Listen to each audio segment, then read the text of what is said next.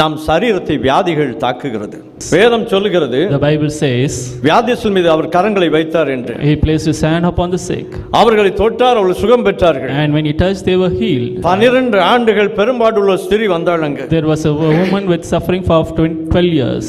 அவள் மனதில் நினைத்தாள், And she thought in her heart, நான் இயேசுவின் வஸ்திரத்தின் ஓரத்தை தொடுவேன், I will touch the hem of his garment. பிழைத்தான் நான் பிழைக்கட்டும். And if I am healed, let me heal. கடைசி ஒரே ஒரு தீர்மானம் அது. And that was her last attempt. அவளை குறித்து வேதம் சொல்லுகிறது, The Bible says about மிகவும் her, வருத்தப்பட்டாள். and she suffered a lot. அவள் வேதனை அடைந்தாள். And she suffered. அவள் ஆத்தும வியாகுலப்பட்டாள். And her soul was disquieted. அவளுக்கு சோர்வு ஏற்பட்டது. And she was அந்த weary. சோர்வினால் வியாதி பெருகினது. And because of that weariness, her sickness increased. கடைசியாக அவள் வந்த இடம் இயேசு. And the last place she came was Jesus. இயேசுவின் வஸ்திரத்தின் ஓரத்தை தொட்டாள். And she touched the hem of Jesus' garment. அந்த நிமிடமே வியாதி நின்றது. At that instant, she was healed. Hallelujah.